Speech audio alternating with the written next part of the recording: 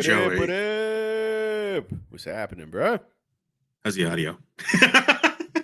Dude. He's going to ask that 40 times. No, the audio is fine. The audio is fine. I'm telling you, man, we got to come up with like some kind of proactive shit where we know that the audio is off and we don't have to ask each other on air. It's fucking embarrassing, bro. It's embarrassing. Yeah, because we are professionals. So. That's true. Aspiring professionals, bro. Yeah. So what's going on? What are you drinking tonight? I get a stiff rye going on right here, and it's my favorite one, man. You ever hear of High West, the distillery out in Utah? I have. Yeah, they do the Prairie Bourbon. They make one of the best ryes that I've ever had before, ever. It's the Rendezvous Rye, man. It's really good. It's a little more expensive than your average rye, man, but it's really good. By far my favorite thing that they do out there. For real. Nice. I like it. What do you got? Oh, you're going to love this one. You are going to love this one. Hold on. Is it Whistle Pig, bro? Tell me you're switching it up. Switching it up tonight. All right, what do you got? I guess I'll start. Did you ever watch that show Last Chance U on Netflix?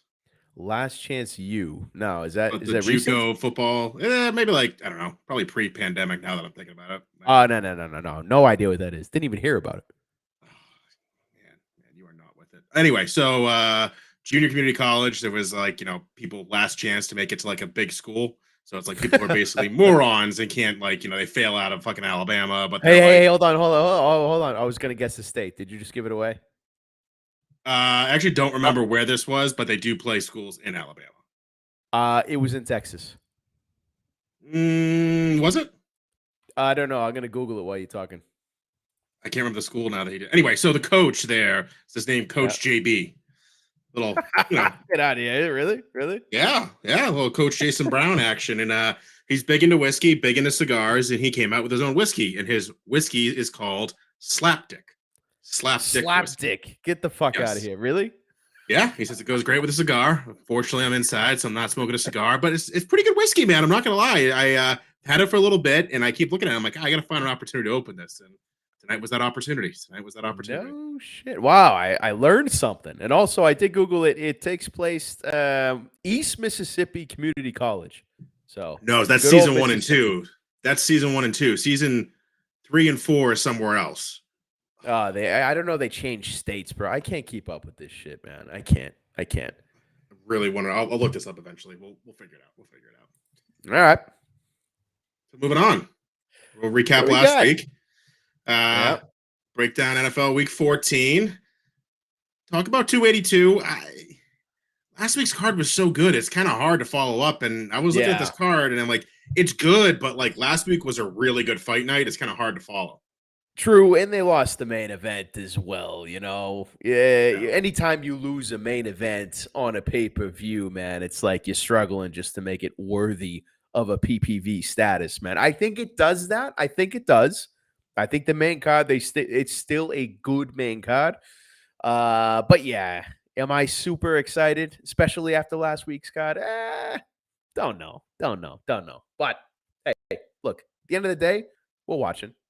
Yeah, of course we are. And Pickett is back up and running. Thank God. Going back to the old school way of writing down bets on a pad and paper, but Pickett is back, and now I can be lazy again. Yeah, but dude, don't lie. You enjoyed that, at least part of it. Well, I enjoyed it because like the 2 weeks I had it on the, I Out of the 2 weeks I had to do it, 1 week I had that like 55 unit week, so that was fucking fun. Yeah, putting check marks. This is the second week, not as much fun. We just crossing shit out left and right. Yeah. The check marks are a lot more fun. It's actually cool that when you have a monster 40-unit week, it's without any digital tracking, purely pen and paper. That's pretty cool, man. I was logging in like 45 times to make sure like I didn't fuck up a Yeah. number on my piece of paper. It was ridiculous. Can't blame me, man. Can't blame me. All right, let's recap last week. Mm. TCU, Kansas State locked, did not hit. Not hit. Ugh. It's close. It was very, very close. It was very close, but did not. I didn't tell you on that one. There was something about your logic last week when we were talking about it, man. I just wasn't fully sold. Well, we'll go back to the well. We'll go back to the well on that one. All right. Talk about UFC. It's very sad to see my boy Ty just get absolutely dominated.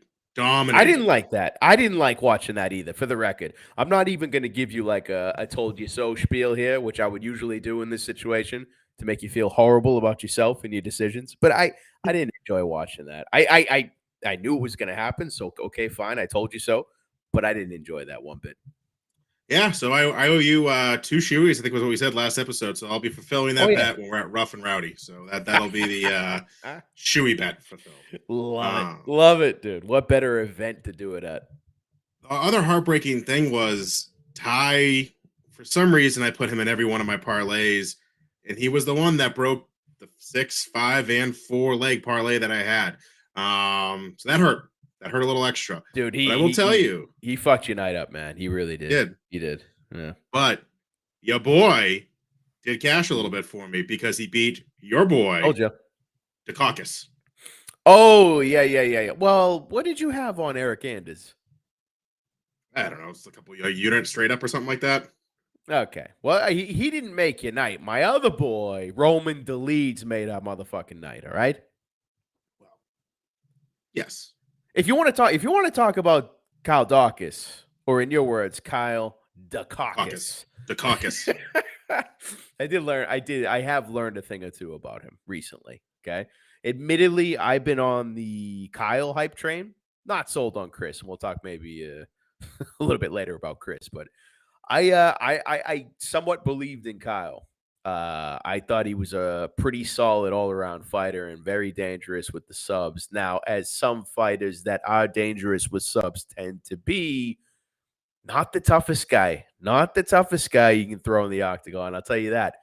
And like I told you, JB, it's like I've seen enough where if he goes in with a dog, if he goes in with a man, if he goes in with, I don't know, your boy, Eric Anders, a guy that's physically stronger than him and tougher than him, you see what Kyle does, man. He cowers. He falls to his back. He didn't look like he wanted to be in there after a while, man. That was tough to watch. So you asked me, are you going to bet on him again? I said, yeah, I think I might. I'm not going to ban him off the face of the earth like, I don't know, I would Herbert Burns, right? But if he's up against the right competition and I think the matchup is right, maybe I'll take a stab at Kyle again. But yeah, that loss hurt, number one.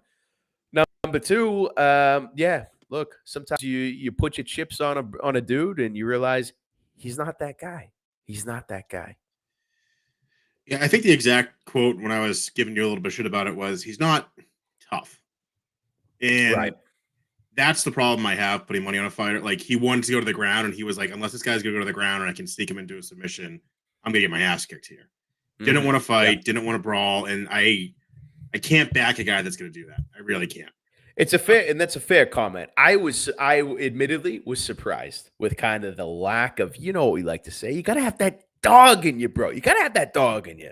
And I was surprised. The dog was nowhere to be found in him. And yeah, it's my bad, my bad. But look, salvaged the night thanks to Roman DeLeeds, who I'm telling you, man, his last few fights, the guy is like, dude is a Spartan warrior, man. He's just the man's man. He's a great striker. As you could tell, he's got some grappling skills. Did you see how he finished Hermanson, dude? Loved watching it. Loved watching it. Yeah, no, agreed. Huge fan of him. I think I told you it after. I'm a big fan of him now. So, yeah. Have any idea what this next picture is? Let me take a look. There's a lightning bolt striking a raven, it appears. Now, I will say that the Ravens won. The Ravens did won, and I did take them in a parlay money line, thank God. But JB, I believe you had them at -2.5, and that did not hit. So would that be the lightning bolt? I don't know. What the fuck's going on there? So you're not referring to the middle pitcher. Oh, did I skip over? Okay, so I'm gonna I'm gonna guess that this has something to do with Broncos country. Am I right? I mean, this is going to be the epitome of the like scary Broncos. Like I literally typed in Bronco, and this was the first clip art that popped up. I was like, "Yep, that's Russell Wilson." Yeah, it actually is. Yeah, yeah. This is the epitome of Russell Wilson in this picture right here. I agree. Yeah. So So so yeah, remind me, they lost on it was a missed field goal at the very end, right? I can't even remember. I believe it was, and it was by a single point or something like that. They lost Um, 9-10, right? yeah, single point. Yeah, exactly. You're exactly Yeah, right. Yeah. yeah. But It's just the sad point to watch, is, man. they were leading that game. Lamar Jackson's out. Yes, I had the Ravens at -9.5. I had them at -2.5. I also had them tease them all the way up to +3.5. So Mhm. did cover a little bit there. But you're without a starting quarterback. They were leading the entire game, and the Broncos still fucking lose. Mhm. Mhm. Yeah, I Like, mean, it's over. It's all over. It's all over for Broncos country. What do you think happens next season? Never mind this season. It's over. Like, I mean, has Russell Wilson completely destroyed his brand in a single season? I think so. I think so, but he's making too much money, and that was a 5-year deal. So you got to stick with him. Oh god, that's awesome. That's awesome for our own entertainment. That is awesome. Oh, But you yeah, know what else is awesome? The what? Seahawks are getting the Broncos' #1 draft pick this year, which is going to end up being a top 5 Uh, pick because of how bad they are. oh, that's sad. Yeah, that's oh god, The that's too Seahawks bad. look like geniuses right now. Yeah, absolutely, they absolutely do. And dude, they're hunting. They were in the playoffs. I mean, not in it, but I mean, they're in the hunt. I mean, they're probably going to be in the playoffs. Uh, Mhm. Well, what are you gonna do? What are you gonna do? I enjoy watching it. I enjoy seeing the Broncos fail. I think the Ravens might be in some trouble. I'd imagine Lamar Jackson, what was it, a PCL tear, so 1 to 3 weeks or whatever. Mhm. That's problematic for them for sure. But uh, I don't think the Ravens are doing much in the playoffs anyway. If I'm honest with you, JB, I don't think they're doing much. No, no, I would agree with that. I would agree with that. And the reason the lightning bolts up there, I needed Austin Eckler just to get into a touchdown to take home a nice 3-team and 4-team touchdown parlay, and he did not get in the end zone. How did Someone that who happen? Were they scores, playing They were playing the Raiders, weren't they? yeah, did they lose to the Raiders? I believe so. Did the Raiders win? I Yeah, think they did. 27 to Yeah. 20, they lost to the Raiders. Yeah, But that's shit, man. So they're probably trying to chuck the ball up in the second half of the game when they were losing. I was almost positive Eckler was going to get in the end zone, dude.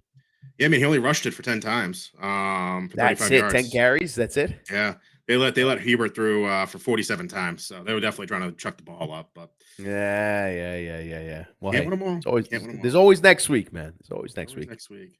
On a positive note, I'm looking at my picket right now. Your boy on the year, 59 units positive. Wow, dude. How come they don't show the year-to-date results? I would love to see that. I think you have to click on it and like then click week, month, year. Mm. All We'll have to right. talk Well, about that. But that's it's impressive. Your boy Joey is up I believe 10 units on the year, which for me I will take. Anything positive at this point I will take.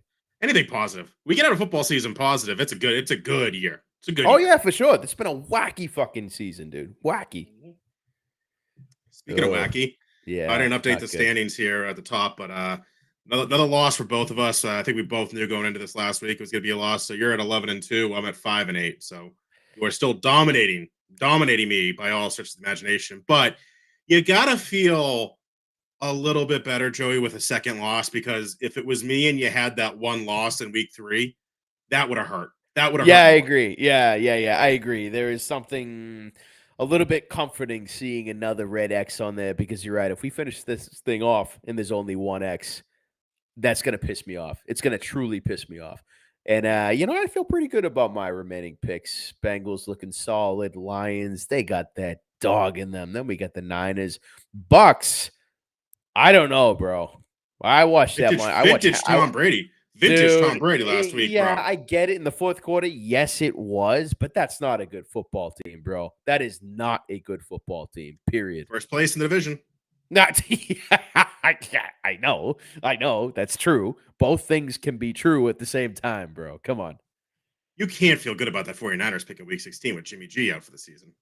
I don't feel great about it. Thankfully, I do like Christian McCaffrey in the mix.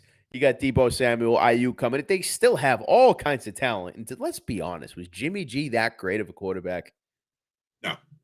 Mediocre So, to slightly above mediocre. yeah. So I actually don't know who's behind Jimmy G. That's the question. Do you know? Purdy. So what's his name? No, I don't know. Purdy. Let's see. Well, I don't know. my point is it doesn't matter. I think they have enough talent on offense, and their defense is solid, dude. So yeah, I feel pretty good. Week 18, I don't know how I feel about that, especially if Trevor Lawrence is not going to have a toe. And you think they got to make a decision there for him, right? Like, you're not making the playoffs. He's your franchise quarterback. Like, you just shut him down at this point. Absolutely, man. I was surprised that they let him go back in the game, to be honest. I mean, chalk it up. He's shown significant improvement, in my opinion, this season. He really has, right? Don't risk it, man. Just chalk it up. Roll him back out next year. You're going to have a phenomenal quarterback. Yeah, agreed. All right, rolling into week 14 here. Start off with this is a terrible Thursday night game. Las Vegas at the Rams. Rams plus 6.5, over under 43.5. This is a pass for me. I don't want anything to do with this. You? I'm looking at the spread and I'm imagining, like, before the season started, if I saw this spread, I'd be like, what the I would have slammed it. Yeah. No, staying far away. Momentum certainly is with Vegas. If I have a pick, it's got to be Vegas. Jacobs is killing it. But no, want nothing to do with it. You can't trust the team like the Raiders at this point. And no, pass. Jets at Buffalo. Buffalo minus 9.5, over under 43.5. I like Buffalo here. They probably cover the 9.5. I'm not taking them at that. They will be a teaser spot for me, though. How about you? Yeah, I like the teaser. Yeah, JB, you read my mind. The 9.5, I'm actually not comfortable with. I'm not. So I'd be interested in the teaser. I'm certainly not picking the Jets straight up or anything like that, even after the last time they played. I don't care. Teaser is interesting. Minus 9.5 is not. It's either going to be a teaser or an alternate spread if there's going to be any action on this. I think minus 7, I would feel better. But we'll see. Bad. Cleveland at Cincinnati. Cincinnati minus 6, over under 47. Deshaun Watson looked bad. Yeah. Oh my God. Oh, really bad. Really bad, man. He got. Didn't look good at all. And how about the Bengals, dude? Like, we were talking last week, dude. What? Like, how? What does Vegas know? The spread was pretty spot on. Bengals were like plus 115 against the Chiefs, right? That's it. And they end up winning. So, look, I mean, how can you possibly see Cleveland winning this game? How could you see it? Say it was a fluke game for Deshaun Watson. He's going to come back stronger. I don't see it. I like Cincy. They probably win by a touchdown. Again, this is a teaser for me, though. Get him down to minus 3 or even get him to a +1. 6 is a little risky with all the bullshit going on in the NFL right now, but I still think Cincy wins this. Yeah, see, I guess I'm a little more comfortable with this spread here with Cincy being at home and after seeing the performance of Watson last week. Really, I mean, is it possible that he bounces back? Sure, it is. But, I mean, the Bengals look like a damn good team heading into the playoffs. They really do.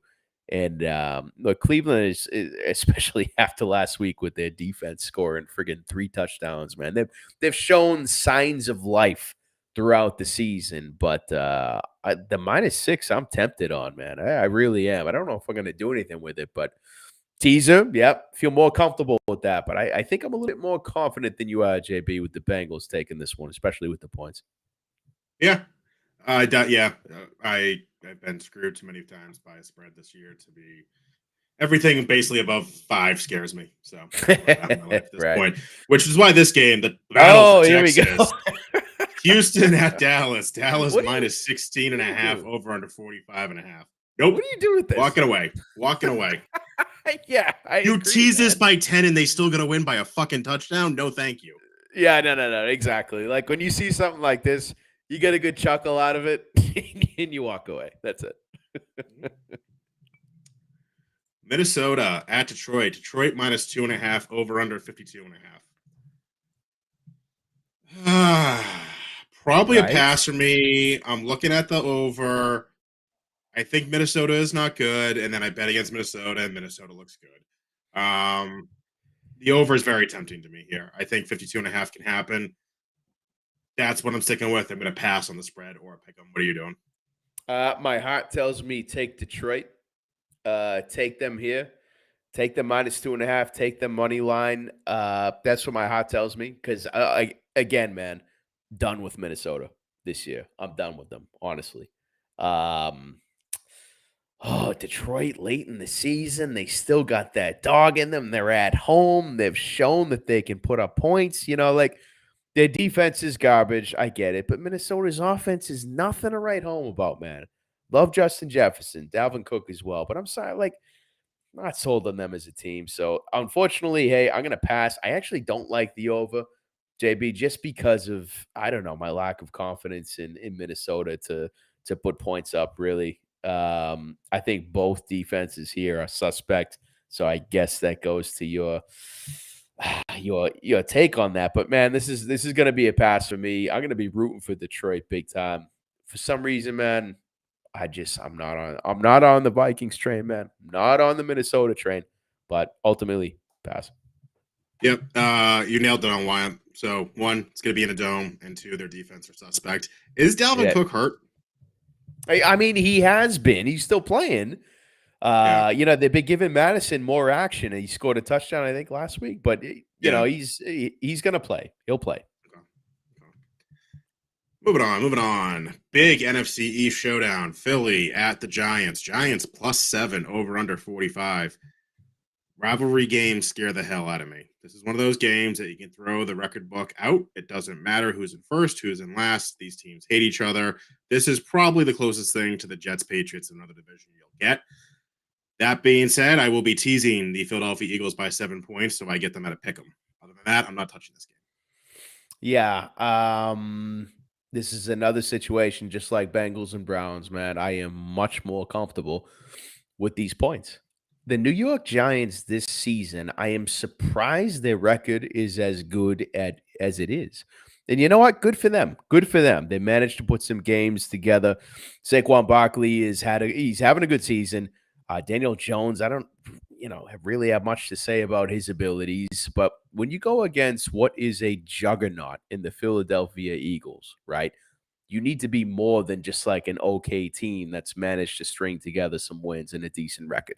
You need to be more than that. So -7 for Philly, I love it.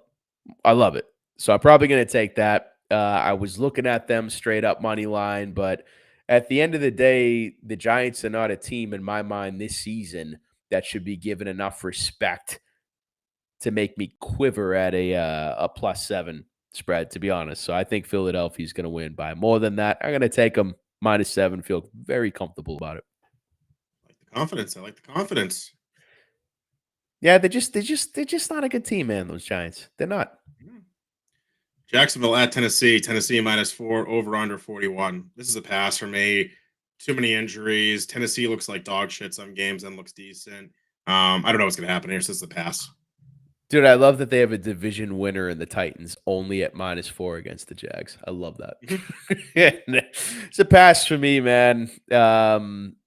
It'd be interesting to see if Trevor Lawrence plays, what that'll do to the spread here, but I'm staying away from it. I don't believe in Tennessee as a good team. Jacksonville's all over the place, up and down any given week. So no thanks.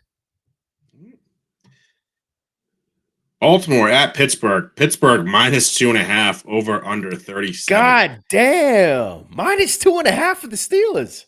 I really want to take Baltimore in this spot, even with a backup. Oh, he did look pretty good, didn't he? mean, You know? just think Pittsburgh's that bad. So this is actually really interesting, man. That the Steelers are minus 2.5. I find that incredibly interesting. Um, oh man, it's at home. Okay, I get it, but I just I'm a little confused, man. I think Huntley, right, the backup, right, Tyler Huntley for the Ravens. He had a decent game, right? So you know, I for me, the home field advantage means something in this situation. Is Baltimore nearly as dangerous as they were with Lamar Jackson? I think the answer is no. But the question is, what is Pittsburgh? You know, what do they have that would make them favorites against the Ravens? I'm not sure I have a great answer to that. So for that reason, I pass. All right. All right. Respect it. Miami at the Chargers. Chargers plus 3.5, over under 51.5. This is a pass for me, other than looking at that over. Mm. Chargers can either put up points or not put up points. Miami's going to. I think 51.5 is kind of low here. So potentially looking at the over here. You? Yeah, for me, it's like, what's up with Tua? You know, if I love the progress that he's made this season, no doubt, right? But he's definitely displayed some fragility throughout the Mhm. season. I don't like that. So, you know, I think he's expected to play. I believe he is, okay? And if he does, if he is going to play, 3.5 points is not a whole lot for a team that's looked pretty bad this season in the LA Chargers, right? Mhm. So, are you taking a gamble and hoping to is going to be 100% and it's going to stay out there? Yeah, perhaps. But if you're just going, hey, how the Dolphins look this year versus how the Chargers look this year, and then look at the 3.5 points, tempted with Miami this week, man, but with some risk. I don't know I'm going to do anything with this game, but if so, I'd be leaning towards Miami. I'd also be eyeing that over. Okay. So it sounds like we're both on the over at least. Yeah, yeah, yeah. All right, let's just get this out of the way now. Tampa Bay at San Fran. San Fran minus 3, over under 37. Yeah, I'm gonna take what do you Tampa. think? Yeah, I thought so. I thought I'm gonna so. take Tampa. I'm gonna take them probably money line, and then I'm also taking tease them up to plus 10. I want to slam this over, man. 37. Like, I get both of these teams could put nothing up, but there's a lot of talent here to put up 37 points in the fucking first half of this football game. It's actually not a bad call. Not a bad call, JB. So I can understand it, I suppose. Okay, Niners D, one of the best in the NFL.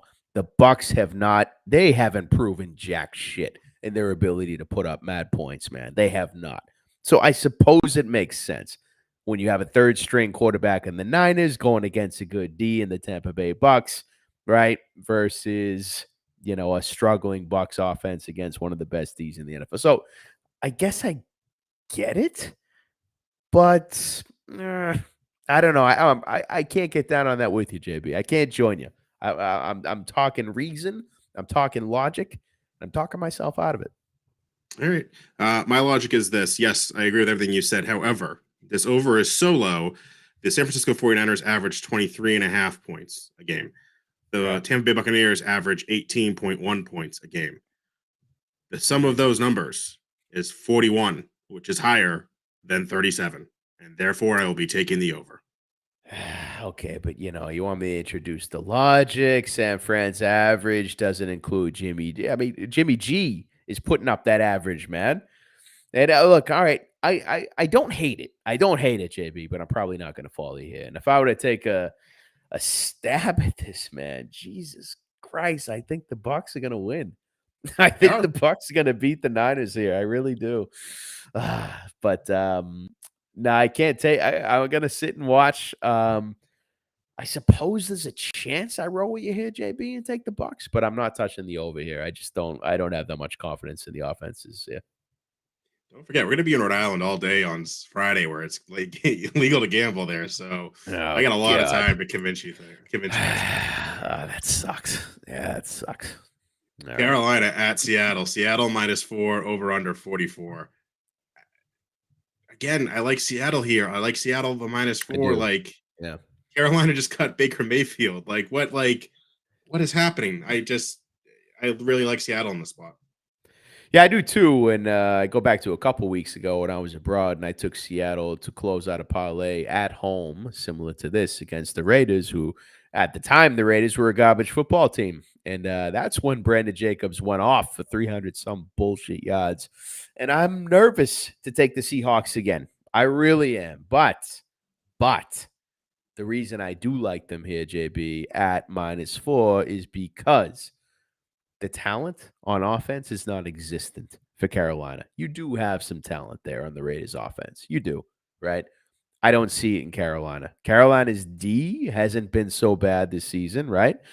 But I think if you're going to give the Seahawks -4 against the Panthers, yeah, I'm going to take that. I'm going to take that. The question is, can I even parlay this to make it even sweeter, a little spicier, a little tastier, JB? I don't know. But, after being burned by the Hawks a couple weeks ago, this is good enough for me to wet my beak just one more time with those Seahawks. Let's fucking go. All right. I like it. I like it. Kansas City at Denver. Denver +9, over under 43. Kansas City should win this by about 17 touchdowns. But Baltimore should have beat Denver by more than a point. So the fact the spread is very close to what the Baltimore Ravens spread was makes me nervous. I'm going to put Kansas City in a teaser to get them down below a field goal. Other than that, I'm not touching it. Yeah. Hey, you read my mind, JB. Kansas City -2.5. Lock that shit up, right? That is a lock, man. I mean, it covers, if any bullshit is gonna happen. I look at this game, man, and I'm like, how would this be even close? How? Yeah. But again, we said the same thing with the Ravens last week. I'm comfortable with the Chiefs, probably anything -5 and under, but I'll probably take them at -3 or -2.5 and be very comfortable with that. That is, in fact, a parlay piece for sure. I like it. I like it. Time for the Monday night showdown in the desert. The New England Patriots at Arizona. Arizona +2 here. Over Right? under 44. I'm not betting this game. This is a no bet. Sitting down with Mac Jones jersey, gonna have about a 12 pack of Bud Light, and we're going all in. All right, not betting on it. This is just scream at the fucking TV. Let's fucking go, Pats. Need a W here. Not touching it though. You? Hey, come on. Bullshit, dude. You are going to have a single game parlay going for this guaranteed, man. Nope. Guaranteed. Nope. Monday Night Football, guaranteed. Nope. All right. Well, look, I'm surprised to see at Arizona +2, to be honest. I'm surprised. Are you? Yeah, very. I think it should be closer to a pick 'em. Arizona's nothing special, but it should be neither one of these teams should be favored. Yeah, I would see the Pats at +2, +3, something like that, right? But yeah, I don't know. I mean, look, there's a lot on the line for the Pats, man. They're trying to claim a playoff spot, so I think they're going to come out guns blazing. I really do. I'm just a little surprised with the spread, and for that reason, I'm staying away. Going to enjoy this one, though. I think, hey, this is going to be good to watch. How does your boy, Mac Jones, respond when the season is on the line, right? On the road. I am excited to see this for sure. From a betting perspective, not going to dabble. Not going to do it. The only thing I'll say there is if Matt Patricia got his head out of his fucking ass, Mac Jones would respond. But I know you hate him. You hate him, bro. You hate him. He's an asshole. He's an asshole. Yeah. So as we were going through there, I put down a little teaser here. Let me read this off to you. So we got what do you got? The 7-point teaser. So 7-point teaser here. Buffalo Bills down to -2.5. Yeah, Bengals +1. Eagles in Cleveland. Okay, yeah, okay. Eagles at Giants. Eagles now just money line even. Straight up. All right. Chiefs go from -9 to -2. Love it. Seahawks go from -4 to +3. Okay. Yep. And the Tampa Bay Buccaneers go from a +3 to a +10. Bucks are at San Francisco. Holy shit. Everything you just said makes so much sense, JB. +450 on a 7-point team teaser. Motherfucker, bank it. Dude, I really like that. Really like that. Yeah. So that's probably what I'm going to roll with. Again, I think this is going to be a pretty light weekend for me in NFL. But That's something I feel pretty strongly about right there. I'm not gonna lie. Yeah, dude, really like it, man. Well done. Yeah. All right. Tailing Moving lips. on to UFC 282. Mm-hmm. Got a lot of hot takes Eh, on this one, or not so much? Um, I don't know how hot and spicy they will be, but I got some takes, man. So are these the early prelims here? Yeah, I mean, I don't. These got to be prelims. Yeah. So, what do we got first? Cameron Samayan versus Steven Kosklo. Yeah, Goslow. Yeah, so this is basically the South African card, right? They got a fair amount of South African fighters on this one. You know how every card they usually will like bring a certain country in to give them all fights. Yep. It's South Africa's turn, and this guy Cameron, right? Dana White. Dana White has been on record saying that this guy is the future. This kid, this 21-year-old kid born in the year 2000 is the future.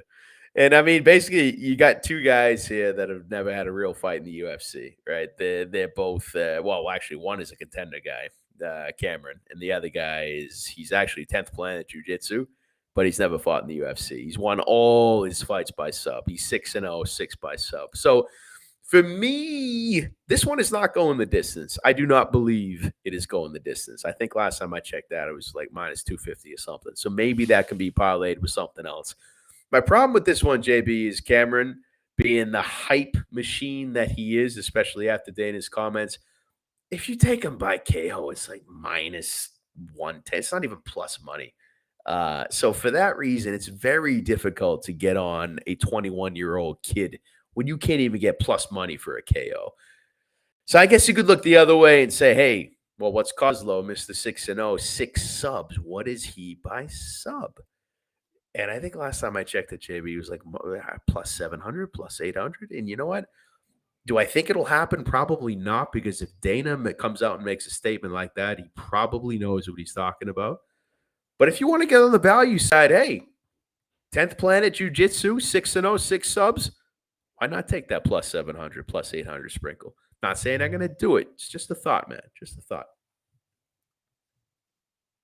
So I'm not even gonna add it because that's exactly my thought, but I am gonna do Yeah. that. And there's a Yeah. lot of people doing it because to your point, it was at plus 800. Sure. It's down to plus 650. So the Okay. line has Okay. moved, so it's got to be above 6. So unless if it goes to 550, I'm not going to bet it. But at plus 600 or above, buy sub someone who is a submission specialist against Yeah. unproven. If you're Exactly. opening up the card, you're unproven. I think it's worth a shot there. 6-1, why not? So I Yeah, am going to do that. exactly. Exactly. If you open up the card, unproven. If you're 21 years old, unproven. If it's your first real fight in the UFC, unproven, man. So why not? All right. Daniel De Silva versus Vinicius Salvador. Vinicius. Vinicius Salvador. This is a pass for me. I'm not even going to try to break it down unless you get anything here. No, well, Vinicius, he's a contender series guy, and he's going up against another guy who, Daniel De Silva. He's tested his luck in the UFC, and he has not had any luck. He's had 3 fights and 3 losses. He's been finished all 3 times. So, you look at him as a failed project. That's how I see it, right?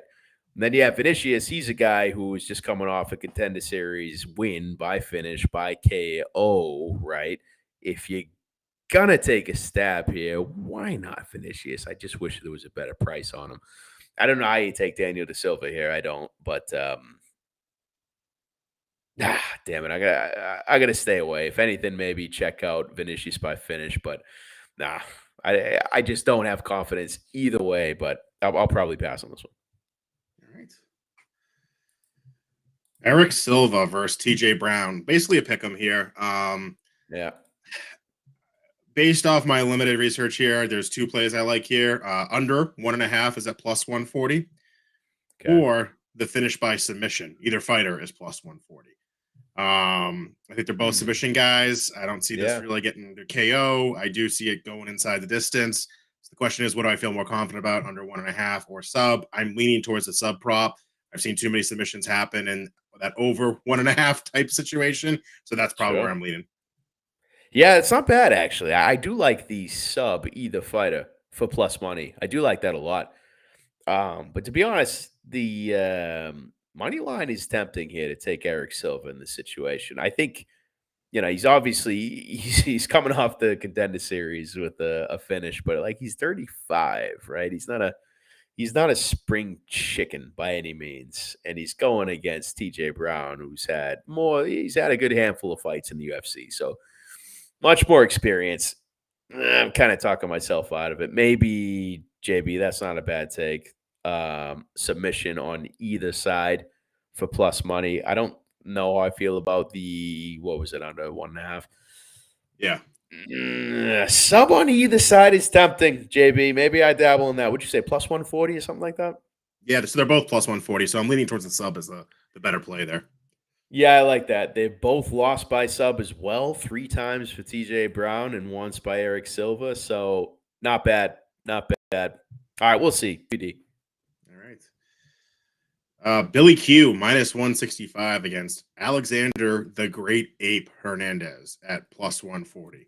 I'm giving up on Billy Q. This guy's got the nickname. Guy's got the nickname of the Great Ape. Let's go the Great Ape for plus 140 here. What the fuck? Where's that coming from, JP? What the fuck? Who was Billy Q fought? This is my problem. I always give him a shot, and he hasn't fought anybody. Oh, come on. His last fight against Shane Burgos, and he didn't get finished. Fair. Go past look, that. I'm going to say, let's put that on hold. I want to come back to it, who they fought, right? But I'm going to say, I want to bring this up, man. Kyle Dawkins, right? Why don't we like him? He doesn't get that fucking dog in him, right? He doesn't. If he's in there with the bigger, tougher, stronger man, he's going to puss out.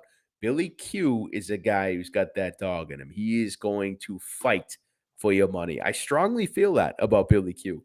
I really do. He's not the biggest guy. He's not he's a dog, and I love him for that. So when I see him against Alexander Hernandez, like, you look at his resume, dude. The people he's beat, I'm sorry, means nothing. Nothing. No, but look who he's lost to. Drew Dober, Thiago Moises, Donald Cerrone, and Donald Cerrone circa 2019, who wasn't Donald Cerrone, was last year. Yeah, so agreed he's fought some names. The names that have some merit, he's been finished by all of them.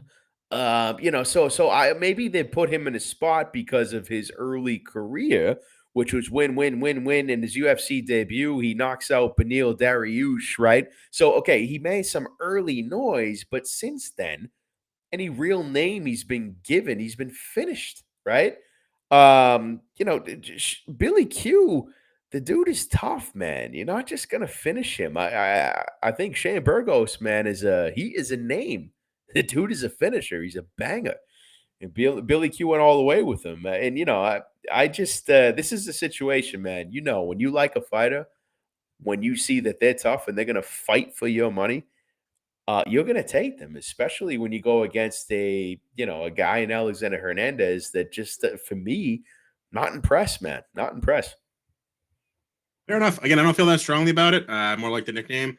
You feel pretty strongly about this, so you want to call this the Shoey bet unless we have something better on this card? No, because I don't feel that strong about it. I don't think it's Shoey bet material, man. Let's keep going. I might change my mind.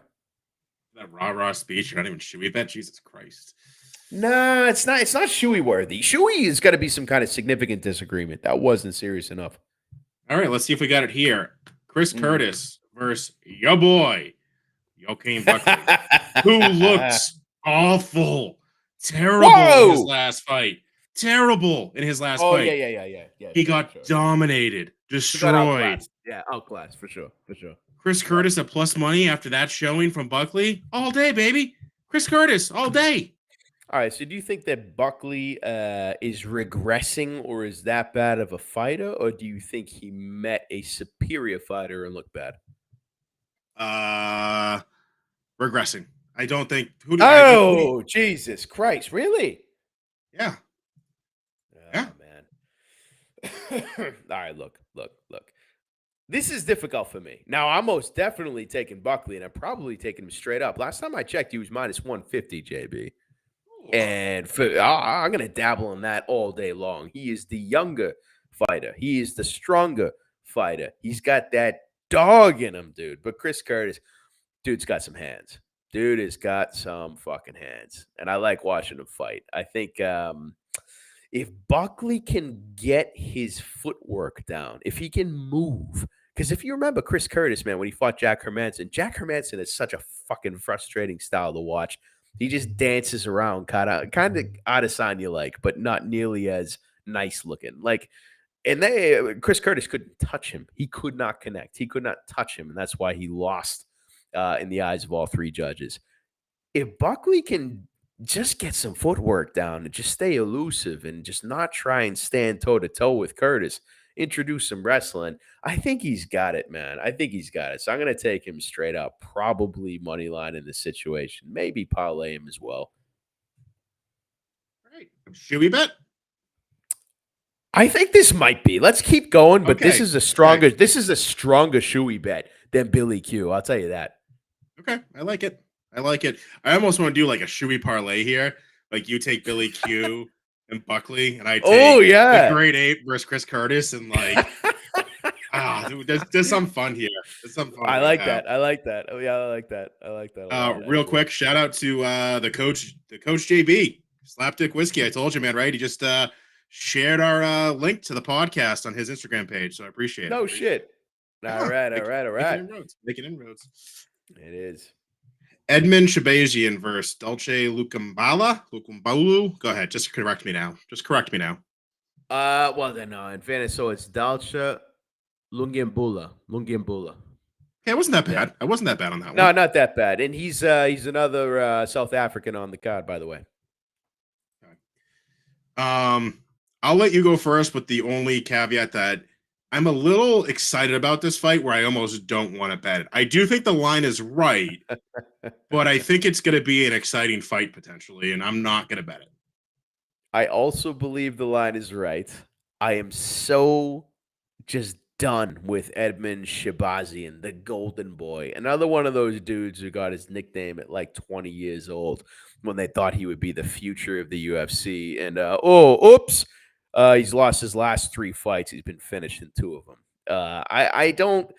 This is a guy who, like, Shabazian he knew Ronda Rousey, and they tried to use that to push this kid.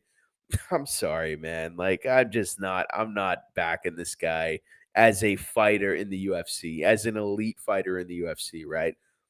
Does he beat Dalcha? I think probably.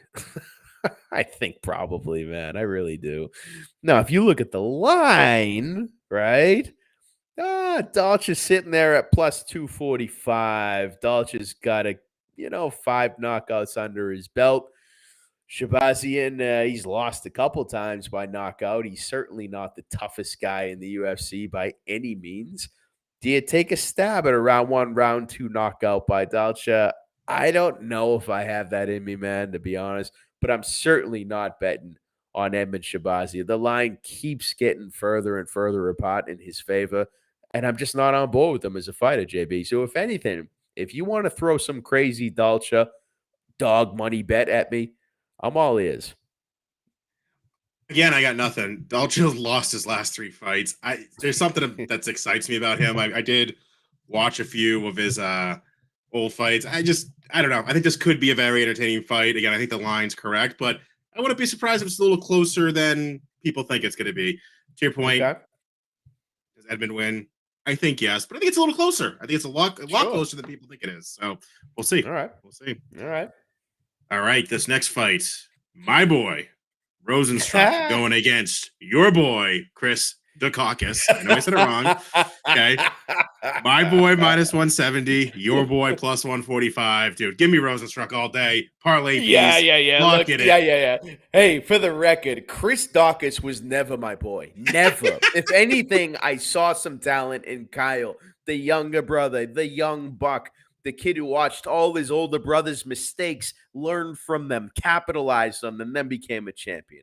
That's what I thought of Kyle. That dream is dead, right? Chris Dukakis was nothing. Never has been anything in my mind. Now, when you put him up against Jairzinho Rosenstruck, who, dude, I have told you time and time again, this guy is garbage. This guy is absolute garbage. I really, and especially as he's getting older now, he's just further further along in the garbage spectrum.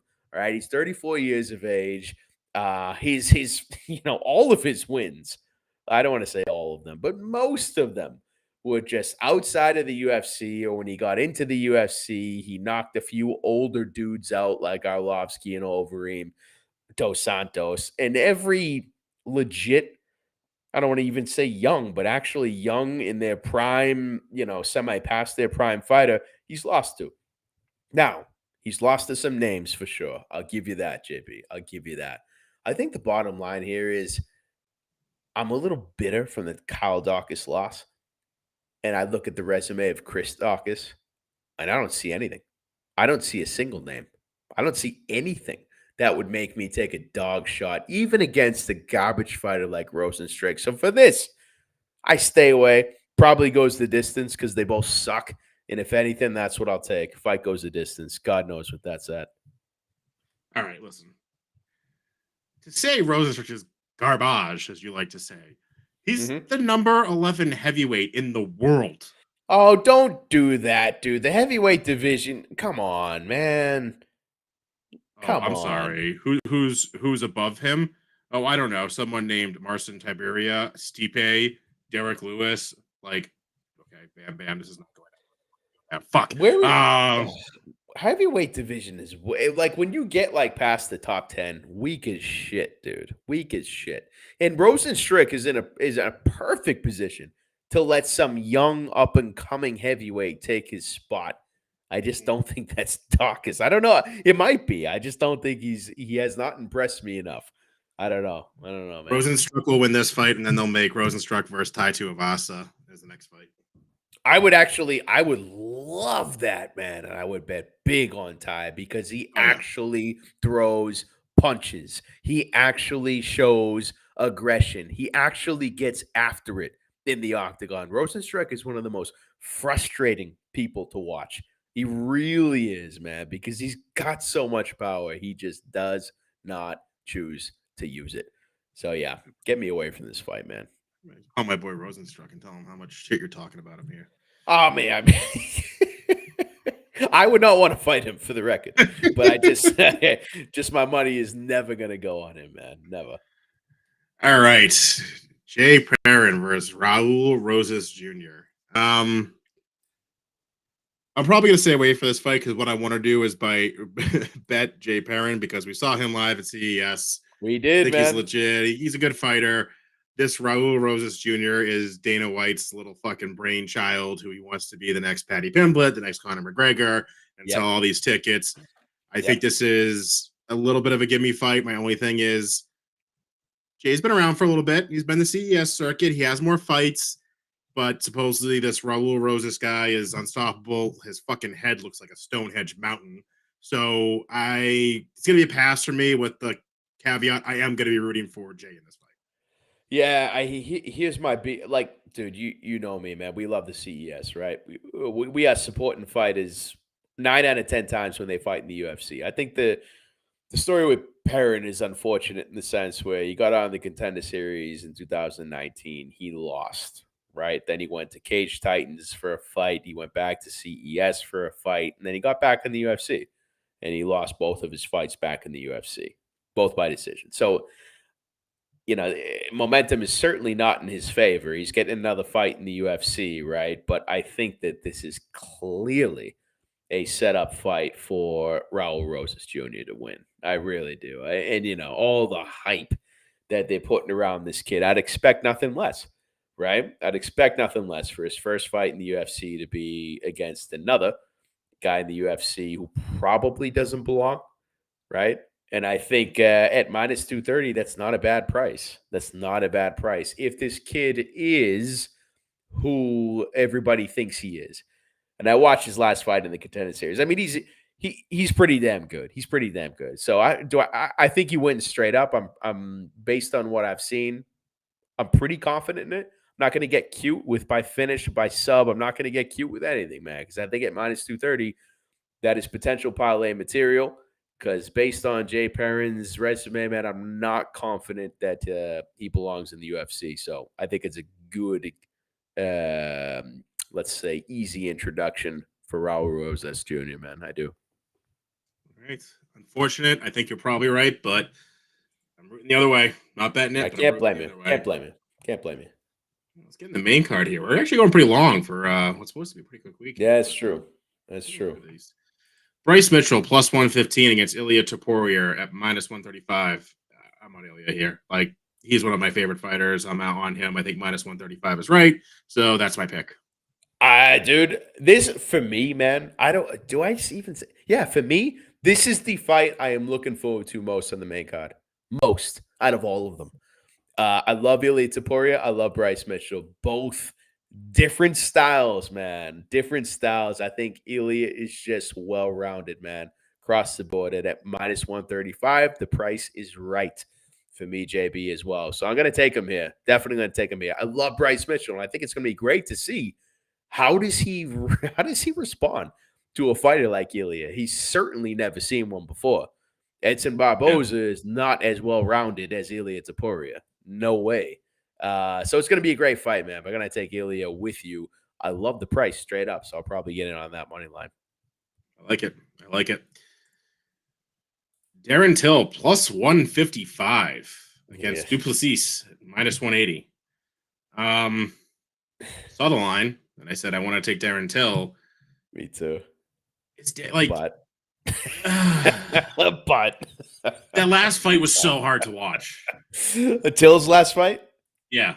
Against Brunson, yeah. I know. So, like, I still am probably going to take Till. I think Till is a UFC guy. When I say that, he's someone the UFC wants to do well. I think they see money behind him. I think he's part of this whole Paddy Pimblett, Darren Till, UK takeover type situation. Now, this whole South African card, now you got me thinking a little bit here. I didn't pick up on that until you said that. Yeah. I mean, he is the guy. He is the guy from South Africa. He is the UFC fighter, Dricus. I don't know, man. I honestly, I'm gonna say Darren Till's my pick now. I reserve the right to change that on fight night. I honestly don't know what to do with this fight, JB. I honestly don't know what to do with it. I did the same thing. I looked at it. I said, "Oh, Darren Till is a plus 155. Fuck yeah." Dricus Duplessis, he has some nice wins, some impressive knockouts as well with tough ass dudes. You know, like Brad Tavares, he beat unanimous decision. That was an international fight week. Like he's coming into his own, man. He is. But when I look at Darren Till, man, Darren Till in his prime, I just think is a more well-rounded fighter. But it comes down to this, JB. Can I put my hard-earned money on a guy who hasn't won since a split decision in 2019? And the answer is probably not. I've been victim of that too many times, putting my money on a big-name fighter who just hasn't shown it lately, right?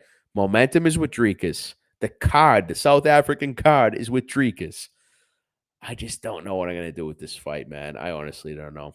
I mean, you look at his last fight. I mean, it's bad, man. Like, lost to Tyron Woodley, lost to Jorge Masvidal, split decision against Kevin Gastelum. I know. Lost to Robert Whittaker. And then he had like 8 canceled bouts in a row, and then he gets choked out by Brunson. Well, so what does that do to your psyche as a fighter, right? What does that, if you were to say that what you just said has little to no impact on your motivation and psyche as a fighter, you're fucking crazy. Of course it does, right? Of course it does. So that's why I'm very hesitant to pick Till in this situation. If anything, I'm going to look at Dricus here, but I don't know. We'll see. I mean, last thing I'll say on this fight is they're setting up Usman Edwards rematch, right? It's going to be in the UK. They've already said that. Have they set a final date? No, but it's got to happen. Yeah. There's a reason Paddy Pimblett and Darren Till are on this card, because come hell or high water, they're going to be on that card. Oh, now, yeah, that's a good point. Yeah, good point. Whether they win or lose depends if they're opening up on the fucking prelims or on the main card. Yeah, exactly. Again, looking for motivation. Darren Till, you want to be on the main card of a pay-per-view in your fucking home country. That's a little motivation. So that's a good take. Yeah, that's a good point. And I think you're right. They'll probably try and get both of these guys on that card. So everyone, Molly McCann, Molly Meatball, they're gonna get everyone. They're gonna get everyone. In fairness, the crowds are so wild there. Get them all on the card. Get it all on the card. I love watching it. I mean, fuck, Tyson Fury might enter in the octagon in that fucking pay-per-view. That'd be awesome. Is it Santiago Ponzinibbio? No. Ponzinibbio. Ponzinibbio versus Alex Morono. Now, this was supposed to be Santiago versus Robbie Lawler. Robbie Lawler had to withdraw. That was going to be a bloodbath. I think Santiago would probably murder him in the ring. Yeah, I think so. Agreed. Yeah. I am very curious about Alex Morono now at plus 155 against him, though, so much that I'm probably leaning on taking Alex over him. But what are your thoughts here? Straight up with you, JB. Straight up plus 155 money line. Probably put a unit on it. Straight up. Alex Morono is one of those guys, his last few fights, you look at him fight and it's like, whoa, this dude's good. This dude's really good. And Santiago's good as well, right? But I think that this is I mean, he's coming in on short notice. I get it. But I think he gets it done, man. I think he can get it done. I think he's that good. I'm really impressed with Morono. I really am. So, yeah, I'm going to take him plus 155. Love it. Straight up. Put a unit on it. Money line. Don't get cute. And, yeah, that's what I'm doing. All right. I like it. I like it. Ready for this next fight? Oh, God. I don't. Go ahead. You start. First, Jared Gordon. Paddy Pimblett is the future of the UFC. Okay? Future. Oh, my God. Future of the UFC. Dude, do I love him at minus 245? No. So I'm going to take Paddy probably by finish. I'm going to look up what that line is. Go ahead and give your thoughts here. I'm not interested in anything and nothing. There's one bet and its fight doesn't go the distance that I would be interested in, but I'm sure it's just juiced and fucking horrible. So, I'm just looking forward, JB, for real. I'm looking forward to the day where they put Paddy against, a top 15 opponent. I'm assuming he's going to make it to a fight against a ranked opponent. That's my assumption, right? I don't think Jared Gordon is the guy who's going to stop the hype train. I really don't. Look at look at his resume. No way. I mean, there's nothing that I see in Jared Gordon that would say that he is going to put a stop to the Paddy Pimblett hype train. But then again, look, what's Paddy's resume? Nothing. I just okay, relax, bro. No, hold on. Are you gonna defend Paddy's resume here? Jordan Levitt? No. Well, first of all, you thought Jordan Levitt was going to beat him. Let's be fair. I did, yeah, I did. I mean, I'm talking about two like garbage bottom of the division fighters. I can make that. Yeah, I can take that risk. You know what I mean? Yeah. I guess he's gonna work his way up. So who do you want him to fight? You want him to come out and fucking fight Conor McGregor day one? No, he's building it up. No, for sure. So yeah, I this don't. Is setting him up. Yeah. I think the next again, if that pay per view in England happens and he's on it, I think that's probably his first real fight. Like, what is his ranking going in there? Yeah. Who does he fight then? Basically, I'd say maybe, but maybe not. All I'm saying is this is not the fight where I'm betting against Paddy. Certainly not, because I think the UFC knows what they're doing. And when you brought up that London card, he's going into that card undefeated in the UFC, without a doubt. And I'm not even convinced that that is going to be the fight in London, that they set him up to be a potential ranked opponent and a potential loss. I'm not even convinced of that.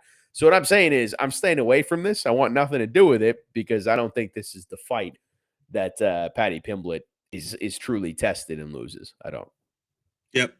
Only a couple things I'll add. Paddy Pimblett inside the distance is minus 110. So I really, really like that. That's horrible. That's horrible, man. Fight does not go the distance is minus 200. So that's not as bad as I thought. I'd rather go with Paddy Pimblett. I don't think Jared Gordon finishes Paddy Pimblett. So I'm gonna go Paddy Pimblett minus 110. Inside the distance. My two thoughts here. One, Paddy's starting to do a little bit of a beef with the Jake Paul brothers and saying, "Oh, well, you gotta box me after this fight." That's focus on your UFC career, focus on real fighters, not this fucking payday fight. Is Conor McGregor in the conversation here to fight Paddy Pimblett in the future? JB, I mean, like, when it comes to Paddy Pimblett being serious about his UFC career, right? We already know he's not. The guy gains 40 or 50 pounds after every fight and doesn't give a shit. He's unapologetic about it. Says he doesn't care. I'd rather be fat and happy and blah, blah, blah, blah. We already know he's not serious about his career, right? So it doesn't surprise me when he starts looking to make as much money as he possibly can make. Paul brothers, McGregor, like, that's what he should do. Like, if you're in his situation and my guess is that he knows. I know that he's not a top 5 fighter in the division, right? If you know that, but you're a massive name at the same time, why not just try and make as much money as you possibly can while the spotlight is on you as an undefeated fighter? You know what I mean? I can't hate his style. I can't hate what he's doing with the Paul brothers. I don't hate any of that. I get it. But when it comes to the UFC and climbing the ladder and betting on him once he gets into ranked territory, fucking forget it, man. I'm just not sold on this guy yet as a fighter. I'm not. Do you think the bigger payday is with Jake Paul or with Conor McGregor? Great question. Conor McGregor, because I think the Jake Paul pay-per-views are falling off a cliff, to be honest. Oh, yeah. And I think people are catching on to just kind of what that whole thing is about. And I think if you're like me, you look at that and say, do I want to support this fucking idiot and buy his pay-per-view? And my answer is no. So I think the Jake Paul, that whole thing of, just fighting 40 plus retired MMA fighters, I think people are onto that. So I think nothing would be bigger than a McGregor Patty fight. I just think there's a huge difference in skill between the two of them. Do you think the UFC has the balls to make that fight in the London card? Is that Conor McGregor's return fight? He's in USADA now. So holy shit. No, JB, I'm gonna say no. I don't think they have the balls to do that. You know why? Because that would that would confirm that the UFC doesn't give a shit about rankings, doesn't give a shit about the competition of the sport. They just want to make money. That's what that would prove. You have McGregor who's calling out top 5 people. He's, you know what I mean? Patty's not even close to breaking the rankings. It would just be an insult to the whole thing, but I would buy it. Oh, I would love that fight. I would love it. I agree with you. The only thing I'm going to say here is has he not fought long enough that he's off this list? Paddy Pimblett is currently ranked 29th in the world. Yeah, makes sense. Conor McGregor is currently ranked 42nd.